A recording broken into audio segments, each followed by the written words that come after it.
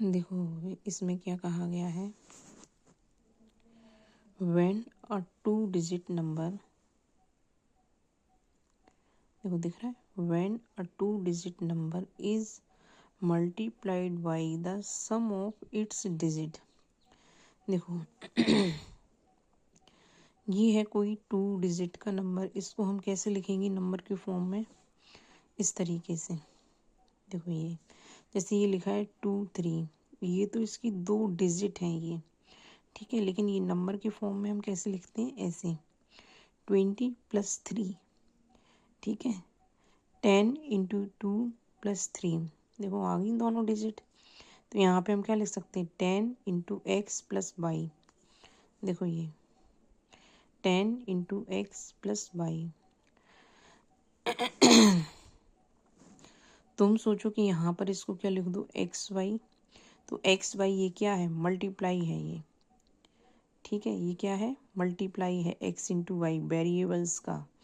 अगर ये xy ऐसे लिखा है तो ये मल्टीप्लाई है, लेकिन ये नंबर है 23, ये 2 × 3 नहीं है, ये नंबर है, ठीक है, ये क्या है, नंबर है 23।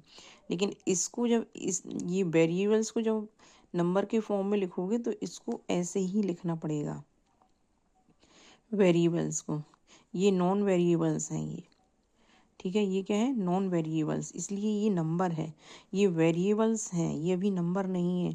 इनको हमको इसको नंबर बनाना है, तो नंबर कैसे बनाते हैं, इस तरीके से, ठीक है। फिर इनने कहा when a 2 digit number is multiplied by the sum of its digit, इसके डिजिट कौन कौन से हैं, x और y, तो इनका सम कर दिया और फिर मल्टीप्लाई कर दिया।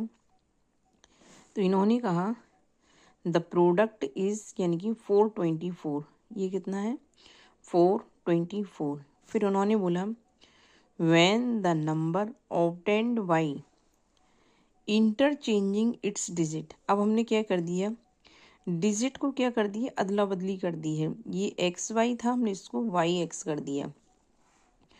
When the number obtained by interchanging its digit is multiplied by the sum of the digits, ठीक है। देखो अब इसको कैसे लिखोगे, इसको लिखोगे 10 × y + x, देखो इस फॉर्म में ये 10 है, 10 को इस साइड ले आओ, 10 × y + x, ठीक है, ओके। फिर इसके डिजिट्स कौन कौन से हैं, y और x का प्लस कर दिया, इसको चाहे इस साइड लिखो चाहे इस साइड लिखो, ये सेम रहेगा। देखो 2 + 3 करोगे तो 5 आएगा, 3 + 2 करोगे तो 5 आएगा, वही चीज़ है। और is multiplied by the sum of the digits, the result is, यानी कि 280, तो इसका रिजल्ट कितना है, 280 है, ठीक है। अब यहाँ क्या हो गया, x + y = क्या लिखोगे, 424 अपॉन, यानी कि 10x + y, ठीक है। और यहाँ क्या है, y + x = कितना आएगा, 280 अपॉन 10y + x। अब देखो ये इक्वल है तो ये इस साइड आएगा, ठीक है, इसको ये दोनों इक्वल हो जाएंगे, तो अगर ये इक्वल है तो ये दोनों भी इक्वल होंगे, ठीक है, तो ये इक्वल हो गए। अब देखो ये 280 424 से कट रहे हैं, 2 से काटा हमने तो ये कितना आया, 140, 2 से इसको काटा तो कितना आया, 212, फिर 140 को 2 से फिर काटा तो आया 70, इसको काटेंगे तो कितना आएगा, 106, फिर 140 को फिर काटा, फिर कितना है, 70, तो यहाँ पे कितना, किसको काटा हमने, ये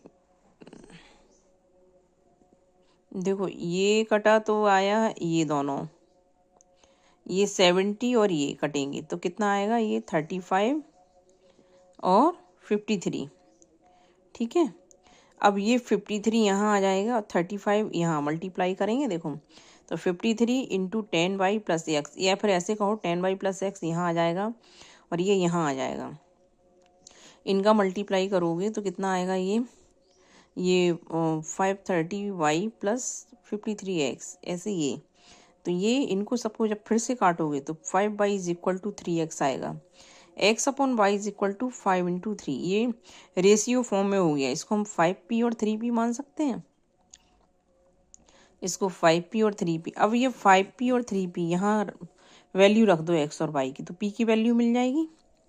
देखो कैसे मिलेगी, देखो ये फ्रॉम इक्वेशन 1 से, देखो 10 एक्स की जगह पे 5p, वाई की जगह पे 3p, ऐसे रखोगे तो ये p² इज इक्वल टू 1 आ जाएगा। तो p की वैल्यू फिर यहाँ से रखो, यहाँ पे रखोगे तो 1 रखोगे दोनों में, तो 5 × 3, एक्स की वैल्यू 5, वाई की वैल्यू 3। यहाँ 2 भी आ सकता था, 4 भी आ सकता, कुछ भी आ सकता था, लेकिन 1 आया है यहाँ पर, ठीक है। अब देखो इनने क्या पूछा है, the sum of the digits of the given number, जो नंबर दिया है उसके जो डिजिट्स हैं उसका सम निकालना है अपने को, एक्स और एक्स प्लस वाई फाइंड करना है। तो x plus y is equal to कितना, 8 आएगा।